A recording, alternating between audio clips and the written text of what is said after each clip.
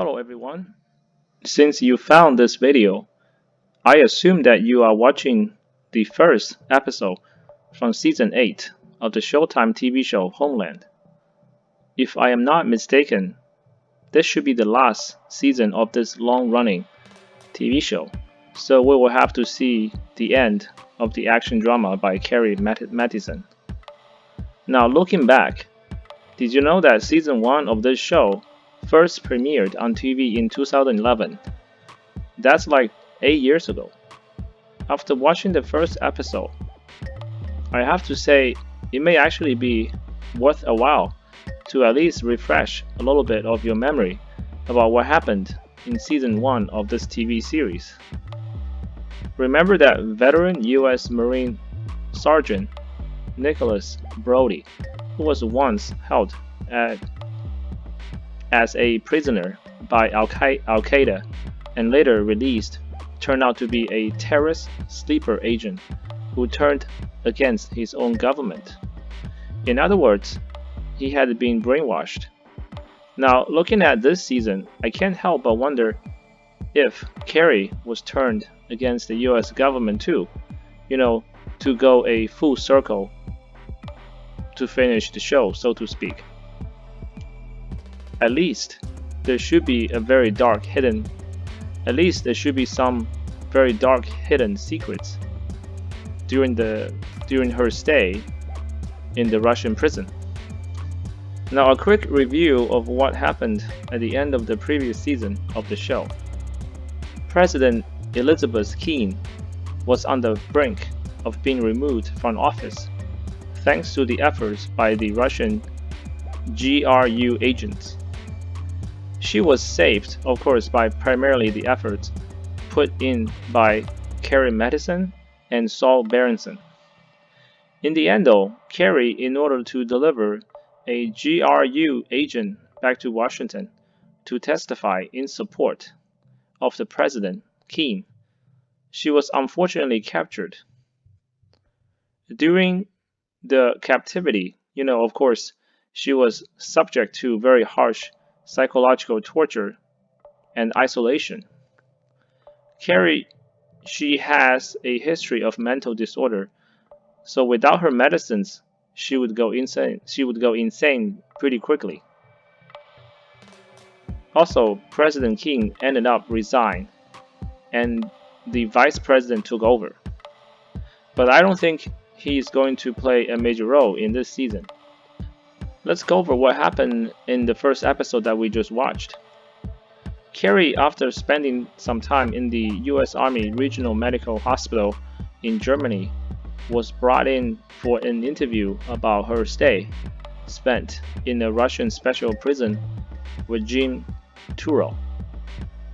I guess it's not a surprise that the US government is interested in finding out what exactly happened to Carrie during her stay in the Russian prison. A couple of things stood out. First, it is unknown to this point why the Russian agent Sergei stopped interrogating Carrie after the first 30 days out of her 213 days stay. Could it be that she was playing the psychological game of forcing Carrie to build a trusting bond with him when she was deep out of medicines, so that she will give up valuable information willingly? In addition, we found out that Carrie failed the polygraph test, which could be indicative of subconsciously Carrie know that she has given out valuable information to the Russians while in captivity. Next, we learned that Saul Berenson is busy leading a US government effort to negotiate a deal with the Taliban and the Afghan government, apparently to set up some kind of strong and lasting security agreement so that eventually US will be able to pull out of there and not look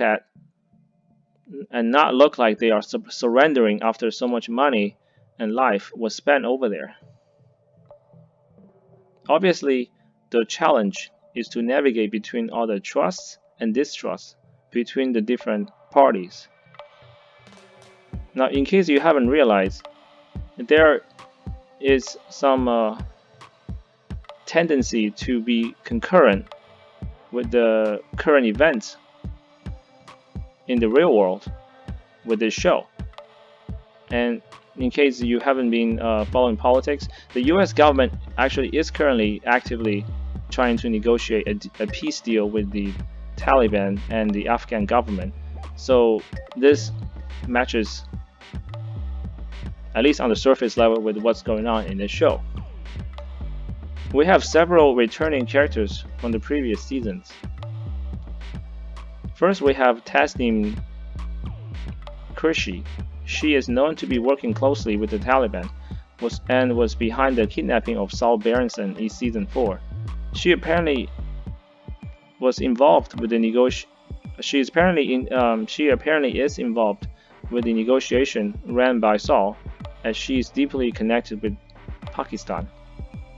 Next, we have Max, the security/tech guy, who is a regular in pretty much all the previous seasons, but was especially active in the first 2 seasons, with the Nicholas Brody storyline.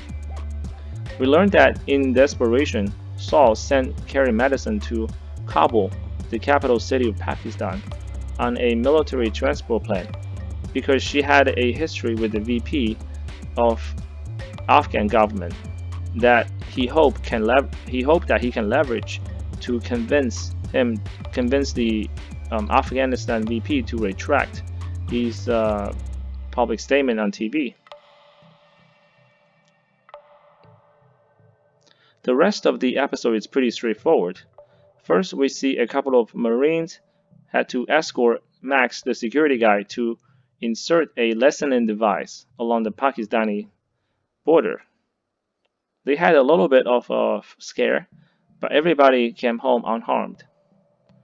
The second story is, of course, with Carrie. We see that she starts to reconnect with her assets on the ground. However, it's been so long that she doesn't know the current status of many of them. The scenes strongly suggest that Carrie may have given up a number of American assets on the ground to the Russians that resulted in the death of many of them while she was held in the Russian prison. And yes, Russia is also believed to be very close to the Afghanistan government, working on something behind the scene, presumably to undermine the US interest. We saw that Carrie had an awkward encounter with Sergei, the Russian agent who was in charge of the interrogation of Carrie while in prison. I'm looking forward to learning more about exactly what happened to Carrie during the second part of this imprisonment at Russia as the story unfolds. I hope you enjoyed the analysis video today. Please like and subscribe to support the channel. Thank you.